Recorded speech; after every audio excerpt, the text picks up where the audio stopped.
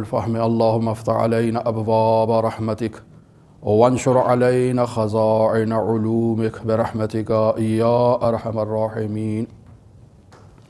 قال رسول الله صلى الله عليه وآله وسلم إن لربكم في أيام دهركم نفحات ألا فتعرضوا لها. رسول خدا صلی اللہ علیہ وآلہ وسلم کا فرمان ذیشان اللہم صلی علی محمد و آل محمد. آگاہ رہو، متوجہ رہو کہ اللہ تبارک و تعالیٰ کی جانب سے تمہاری زندگی کے ایام میں کچھ ایسی رحمت کی گھڑیاں ہیں.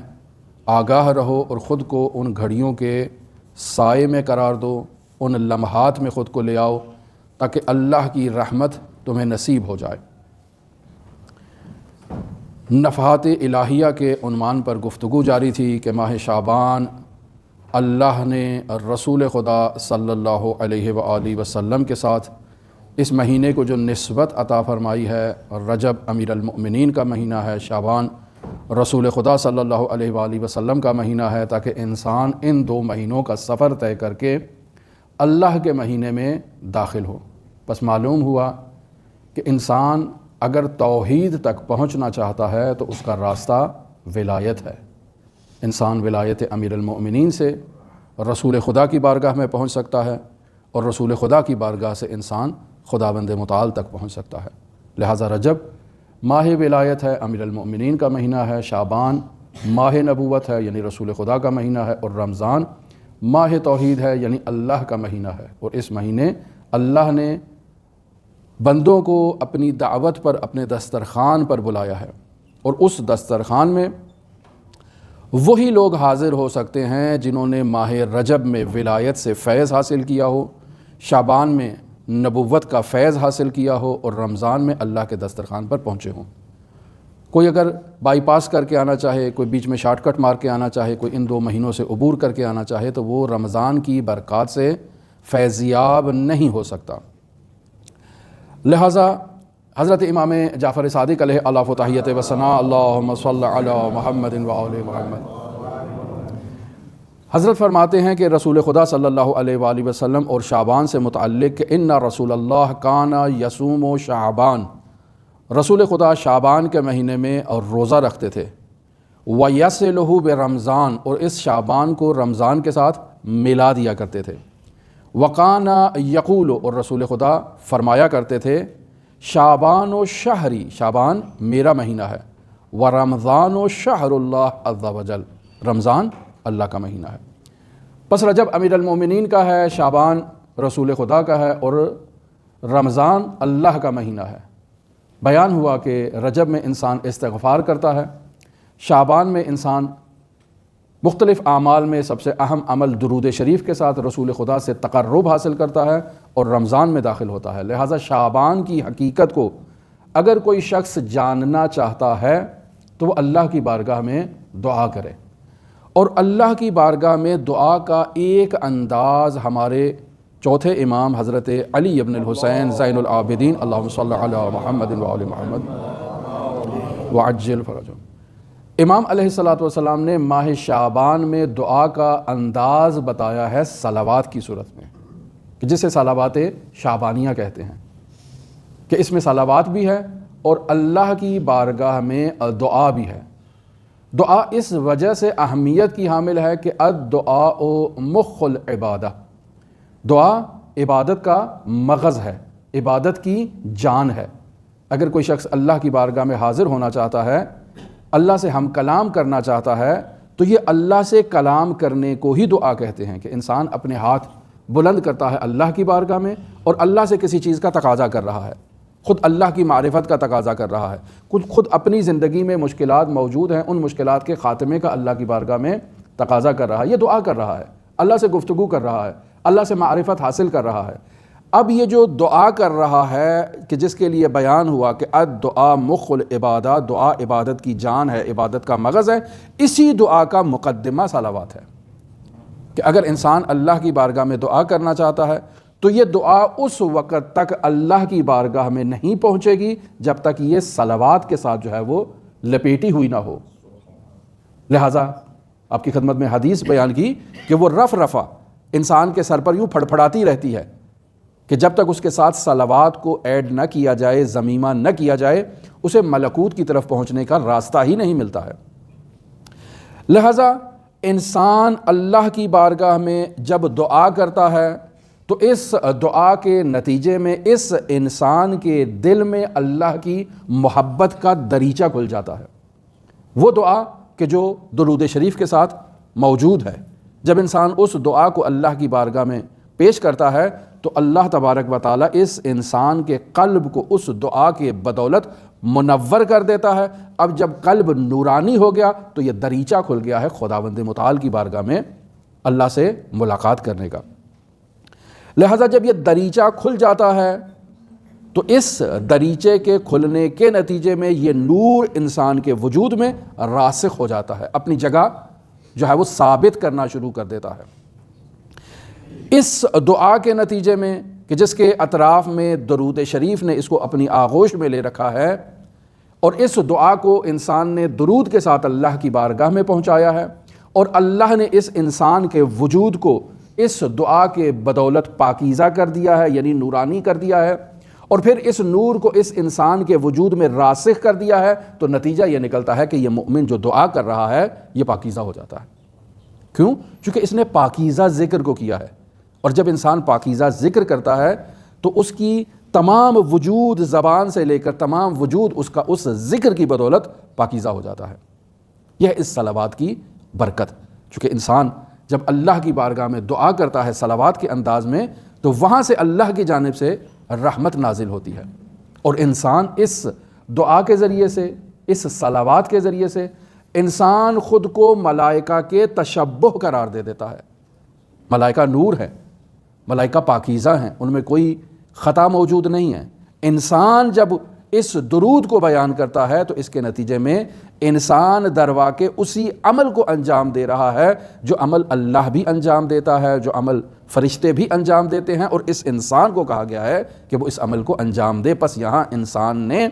دعا کی ہے اور فرشتوں کے ساتھ اس کی ایک نسبت قائم ہو گئی ہے، اور اسی دعا کی بدولت، اسی صلوات کی بدولت انسان کے وجود میں پاکیزگی آ جاتی ہے۔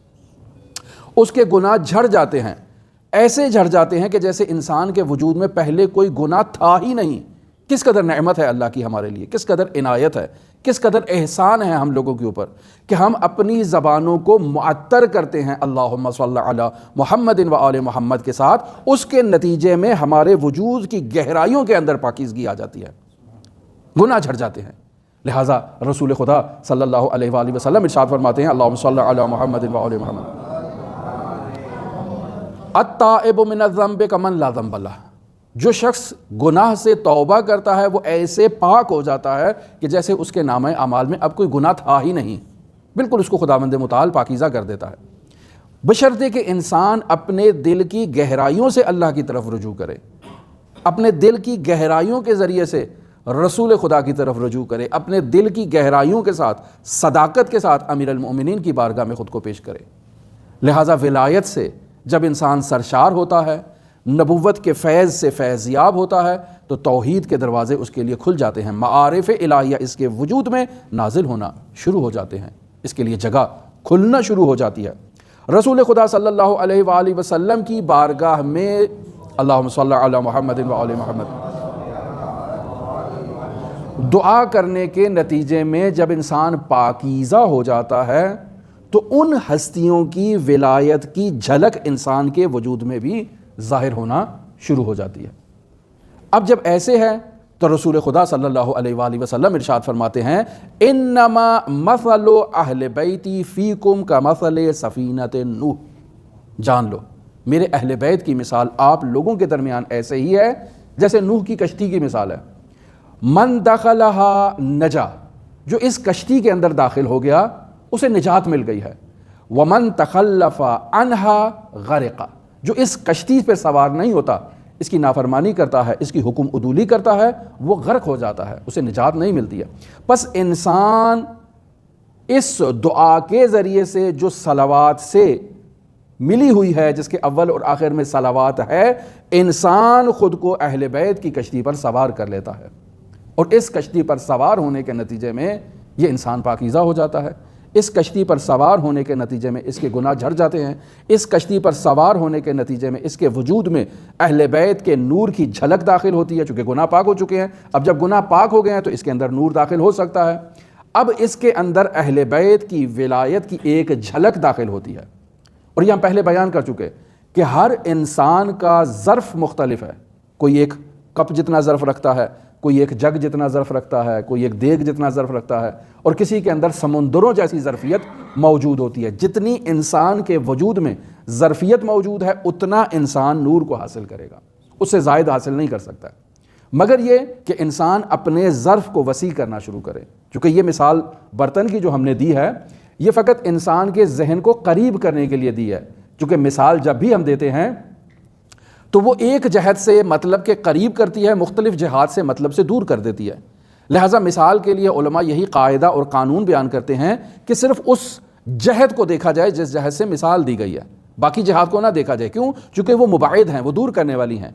یہ صرف ذہن کے قریب کرنے کے لیے ایک وقتی طور پر اور عارضی طور پر مثال دی جاتی ہے، جیسے یہ کپ کی مثال دی ہے۔ اب آپ کہیں کہ اس کپ کی ظرفیت تو نہیں بڑھ سکتی، ہاں اس کی ظرفیت نہیں بڑھ سکتی ہے، اس جگ کی ظرفیت نہیں بڑھ سکتی ہے، اس دیگ کے بھی ظرف میں وسعت ایجاد نہیں ہو سکتی ہے، لیکن انسان وہ موجود ہے کہ جس کے ظرف میں وسعت ایجاد ہو سکتی ہے۔ وہ اپنے وجود کو، اپنے باطن کو وسیع سے وسیع تر کرتا ہوا، نورانی سے نورانی تر کرتا ہوا اہل بیت کی بارگاہ میں پہنچ سکتا ہے۔ لہٰذا ہم اس صلوات کے ذریعے سے جو ماہ شعبان میں امام علیہ الصلاۃ والسلام نے ہمیں تعلیم دی ہے، اس کے ذریعے سے ہم اپنے دلوں کو ان ہستیوں کی اطاعت کے قریب کرتے ہیں۔ صلوات شعبانیہ کا ایک بنیادی مقصد اور ہدف انسان کو اطاعت کے قریب کرنا ہے۔ انسان ان ہستیوں کی بارگاہ میں آئے اور اپنے آپ کو جو ہے وہ سر تسلیم خم کرے تاکہ اللہ کی بارگاہ میں داخل ہو سکے۔ وہ انسان جو مطیع ہے وہی بارگاہ الہی میں داخل ہو سکتا ہے، اور جو نافرمان ہے وہ ہرگز اللہ کی بارگاہ میں داخل نہیں ہو سکتا ہے۔ لہٰذا ادب کا یہ تقاضا ہے کہ انسان امیر المؤمنین کی ولایت میں علی ابن ابی طالب کی بارگاہ میں سر تسلیم خم ہو، یعنی انسان وہاں خود کو مطیع قرار دے۔ امیر المؤمنین نے جو کہا انسان اس پر آملنا سلمنا صدقنا کہتے ہوئے عمل کرے، اس سے جو ہے وہ ٹال مٹول نہ کرے، دوری اختیار نہ کرے، اور پھر جب ماہ رسول خدا میں داخل ہو تو رسول خدا کے ساتھ خود کو نورانی کرے۔ اب جب ماہ الہیہ میں داخل ہو گیا ہے تو اب اسے لیلۃ القدر نصیب ہوگی۔ لہذا انسان خود کو گناہ کی رذیلت سے خود کو خود سے پاکیزہ کرنے کی کوشش کرے۔ اس نے اپنے وجود کو صلوات سے معطر کیا ہے،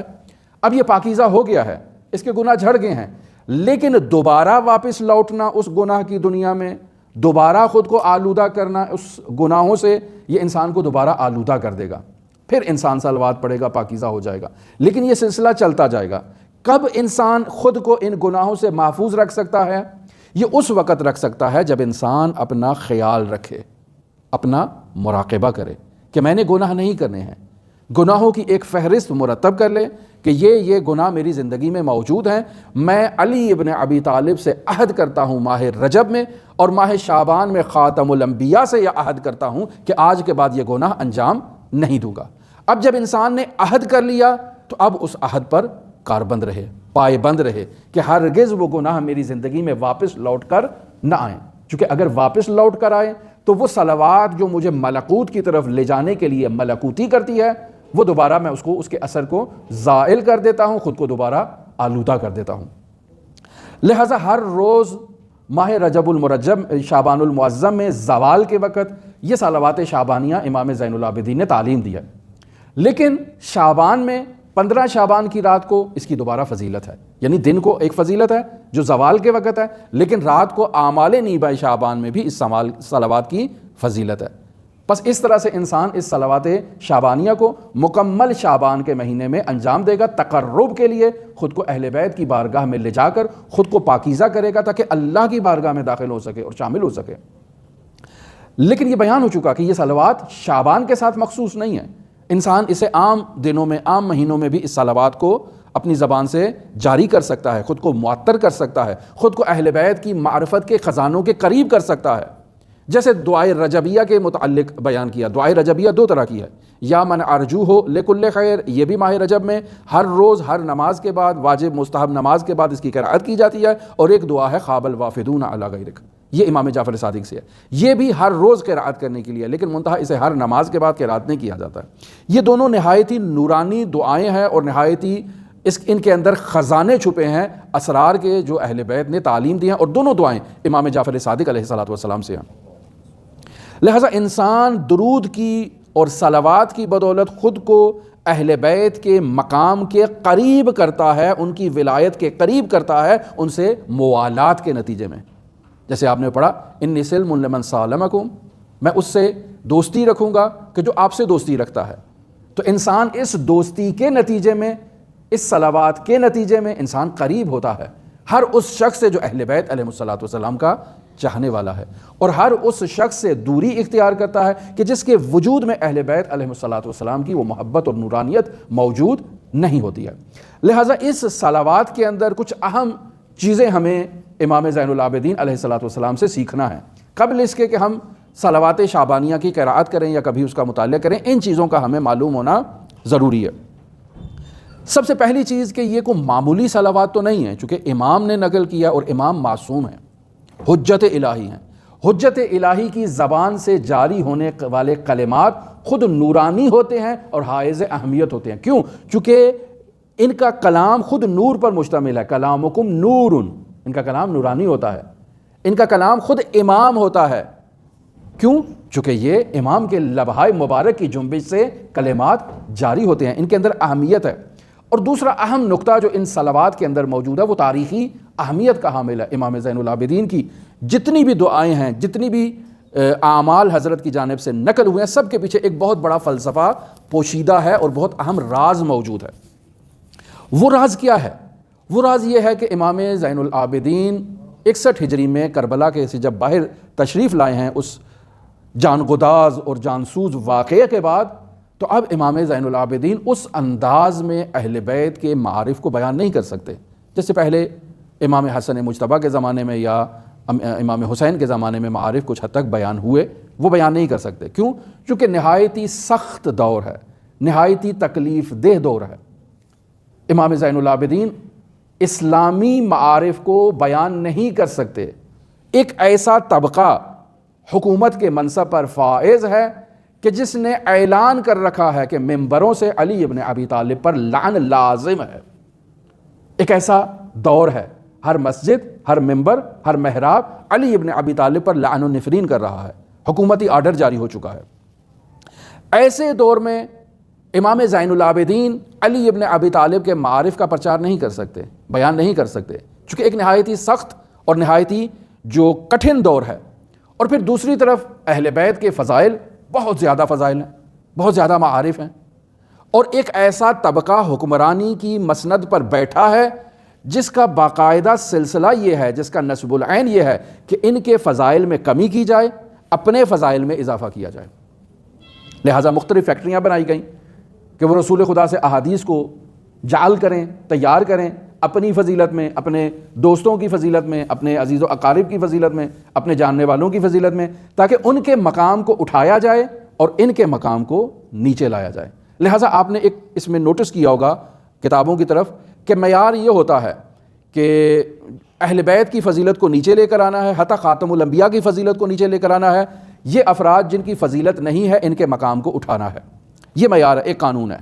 دوسرا قانون یہ ہے کہ جہاں دو امر تعارض کر رہے ہوں کہ ہمیں اہل بیت کی فضیلت کو رکھنا، چونکہ ابھی تک مساوی آ چکے ہیں، یعنی ان کی فضیلت کو نیچے لے کر آئے، ان کی فضیلت کو لے کر اوپر چلے گئے۔ اب قانون یہ ہے کہ جہاں ان دونوں کے فضائل میں تعارض ہو تو ان کی فضیلت کو نیچے لے کر جایا جائے، ان کی فضیلت کو اوپر لے کر جایا جائے، یہ بھی قانون ہے۔ حتیٰ خاتم الانبیاء اس قانون سے محفوظ اور جو ہے وہ مسنون نہیں ہے، یعنی جہاں رسول خاتم کی فضیلت کی بات ہو اور اصحاب کی فضیلت میں تعارض ہو تو قاعدہ یہ ہے کہ اصحاب کی فضیلت کو اٹھایا جائے، خاتم کی فضیلت کو نیچے لایا جائے۔ یہ آپ دیکھیں گے وہ فیکٹریاں جو یہ کام کرتی تھیں ان میں ایسے جو ہے وہ کارخانے موجود تھے جو یہ کام کیا کرتے تھے۔ لہٰذا ایسے دور میں امام زین العابدین کا وظیفہ کیا بنتا تھا؟ حضرت کا وظیفہ یہ تھا کہ وہ ایسے دور میں رسول خدا کے معارف کو امت تک پہنچائے۔ اب کیسے پہنچایا جائے؟ بہترین راستہ اس کا یہی ہے کہ محراب کو سنبھالا جائے اور محراب میں اللہ کی طرف متوجہ ہوا جائے اور اللہ کی بارگاہ میں محمد و آل محمد پر درود بھیجا جائے، اللہ کی بارگاہ میں محمد و آل محمد کے فضائل بیان کیے جائیں۔ لوگوں کو بیان نہیں کر رہے، اللہ سے گفتگو کر رہے ہیں، اللہ سے کلام کر رہے ہیں، اللہ کی بارگاہ میں محمد و آل محمد کے فضائل و مناقب بیان کر رہے ہیں، اور اللہ کی بارگاہ میں محمد مصطفیٰ کے بیان کردہ معارف کو وہاں اللہ کی بارگاہ میں پیش کر رہے ہیں۔ توحید کے معارف ہیں، نبوت کے معارف ہیں، ولایت کے معارف ہیں، ان کو اللہ کی بارگاہ میں دعاؤں کی صورت میں امام زین العابدین پیش کر رہے ہیں، تاکہ وہ افراد جن کے کانوں میں یہ دعائیں پڑتی ہیں وہ آگے امت تک ان دعاؤں کو منتقل کریں، تاکہ وہ روزانہ اپنی روٹین کا حصہ قرار دیں۔ روزانہ جب ان کے لبھائے مبارک جنبش کریں گے درود محمد مصطفیٰ پر، اور وہ ان فضائل کو اپنی زبان سے جاری کریں گے، تو وہ حقیقت کی طرف متوجہ ہوں گے کہ یہ ہستیاں نور ہیں، یہ جو باقی چیزیں بیان کی جا رہی ہیں یہ نادرست ہیں، ان کے مقام سے گرایا جا رہا ہے، ان کے حق میں ظلم کیا جا رہا ہے۔ لہٰذا حضرت امام زین العابدین علیہ الصلوۃ والسلام نے اس اللہم صلی علی محمد و آل محمد وعجل فرج اس تدبیر کے تحت امام نے معارف اہل بیت علیہ الصلوۃ والسلام کو آگے بشریت تک منتقل کیا ہے اور پہنچایا ہے، حتیٰ وہ عزاداری کرنا، وہ گریہ وزاری کرنا سید الشہداء کے لیے کہ جو کچھ بھی روایات میں بیان کیا گیا یا جو کچھ بھی ہمارے ممبروں سے بیان کیا گیا وہ اس کا ایک عشر عشیر ہے۔ امام زین العابدین کا گریہ کرنا، امام زین العابدین کا بکا کرنا، ذبیحہ کو دیکھ کر گریہ کرنا شروع کر دیتے تھے کہ کیا تم نے اس حیوان کو پانی پلایا ہے؟ کیوں؟ تاکہ لوگوں کا ذہن منتقل کیا جائے کربلا کی طرف۔ کھانا سامنے آتا یا پانی سامنے آتا، اس قدر گریہ کرتے، اس قدر آنسو بہاتے کہ وہ پانی جو ہے اس میں آنسوؤں سے شرابور ہو جاتا، وہ کھانا جو ہے وہ آنسوؤں سے شرابور ہو جاتا۔ کیوں؟ تاکہ یہ جو دیکھ رہے ہیں ان کو کربلا میں منتقل کیا جائے۔ بازار میں جاتے تو اس بازار کی رونق کو دیکھ کر گریہ وزاری کرنا شروع کر دیتے۔ کیوں؟ تاکہ لوگوں کو متوجہ کیا جائے کہ مخدرات عصمت و طہارت اسی سے مشابہ بازار کے اندر لائی گئی تھی۔ یہ ساری ایک امام زین العابدین کی لوگوں کو حسین ابن علی کی طرف جو ہے وہ متوجہ کروانے کی ایک جو ہے وہ حکمت عملی تھی، تاکہ لوگ حسین کے پیغام کو جانیں۔ لہٰذا جب حضرت بازار میں جاتے تو لوگ اپنے ذبیحوں پر کپڑا ڈال دیتے کہ علی ابن الحسین آ رہے ہیں، اس سے چھپا لیا جائے، وگرنہ آئیں گے ان کی کیفیت منقلب ہو جائے گی۔ مسلسل گریہ کہ امام زین العابدین جنہیں زین العابدین کہا جاتا ہے، اس کی بنیادی وجہ یہی ہے کہ ان کی جو عبادت ہے وہی ان کی تبلیغ ہے، وہی ان کے معارف الہیہ کو پہنچانے کا ذریعہ ہے، وہی پیغام پہنچانے کا ذریعہ ہے۔ اور انسان اس چیز سے غفلت نہیں کرے کہ کس قدر کٹھن ماحول میں، کس قدر پر آشوب ماحول میں یہ خزانے ہمیں اہل بیت علیہ الصلوۃ والسلام کی جانب سے ہم تک پہنچے ہیں، سیما امام زین العابدین کی جانب سے ہم تک پہنچے ہیں۔ تو کیا ہمارا یہ حق ہے کہ ہم ان سے غفلت کریں، ہم ان کی طرف توجہ نہ کریں، ان کے معانی پر توجہ نہ کریں، ان کے جو اندر پوشیدہ اسرار ہیں ان اسرار سے اگر ہم غفلت کریں تو کل کو کس منہ سے ہم امام زین العابدین کی بارگاہ میں جائیں گے، کس منہ سے ہم خاتم الانبیاء کی بارگاہ میں جائیں گے، کس منہ سے خود کو حسین ابن علی کے سامنے پیش کریں گے کہ آپ نے اتنی قربانیاں دیں، آپ کے اہل بیت نے اتنی قربانیاں دیں، اور ہم وہ دعا جو پڑھتے ہیں اس کے معانی پر توجہ نہیں دیتے کہ کیا کہنا چاہ رہے ہیں، کس پیغام کو آگے منتقل کرنا چاہ رہے ہیں۔ تو دعا گو ہیں خداوند متعال ہمیں معارف اہل بیت علیہ الصلوۃ والسلام سے روشناس فرمائے۔ دعا گو ہیں خالق متعال جو مومنین بیمار ہیں ان کو شفائے کاملہ عاجلہ کلیہ عطا فرمائے۔ دعا گو ہیں جو مومنین حاجات رکھتے ہیں خداوند متعال ان کی حاجات کو اپنی بارگاہ میں شرف قبولیت عطا فرمائے۔ دعا گو ہیں وہ مومنین جو اس درس میں موجود ہیں یا اس کیمرے کے ذریعے سے ہمیں کل کو مشاہدہ کریں گے، خداوند متعال آپ سب کے گھروں میں اپنی رحمتیں برکتیں نازل فرمائے، آفات و بلیات سے آپ سب کی حفاظت فرمائے، آپ سب کو ولایت کے پرچم تلے ہمیشہ قائم و دائم رکھے، آپ سب کو معارف اہل بیت علیہ الصلوۃ والسلام سے آشنا فرمائے، اہل بیت علیہ الصلوۃ والسلام کی حقیقی تعلیمات سے آشنا فرمائے۔ دعا گو ہیں خداوند متعال آج جو حضرت شہزادہ علی اکبر کی میلاد کا شب ہے، تو دعا گو ہیں کہ جو اہتمام کیا گیا نیاز کا خداوند متعال اسے اپنی بارگاہ میں شرف قبولیت عطا فرمائے۔ دعا گو ہیں جس نے اہتمام کیا، جو بھی انتظام کیا، خداوند متعال ان کی جو مرادیں ہیں، جو حاجات ہیں، ان حاجات کو پورا فرمائے۔ دعا گو ہیں خداوند متعال منجی عالم بشریت حضرت صاحب العصر صاحب الامر صاحب الزمان کے ظہور میں تعجیل فرمائے۔ دعا گو ہیں خداوند متعال ہمارے مرحومین کو جو اس دنیا سے رخصت ہو چکے ہیں، جو ہم سے عمل خیر اور عمل صالح کی امید رکھتے ہیں، خداوند متعال ان درسوں کے ذریعے سے، اس ذکر و اذکار کے ذریعے سے، ان محافل جشن کے ذریعے سے، ان جو ہے وہ نظر و نیاز کے ذریعے سے خداوند متعال انہیں ملکوت اعلیٰ میں اہل بیت کے جوار میں رفعت مکانی عطا فرمائے۔ خداوند متعال ہمیں امام زمان کے اصحاب و اعوان و انصار کی فہرست میں شمار فرمائے۔ اللہم صلی علی محمد و آل محمد وعجل فرج قائم آل محمد۔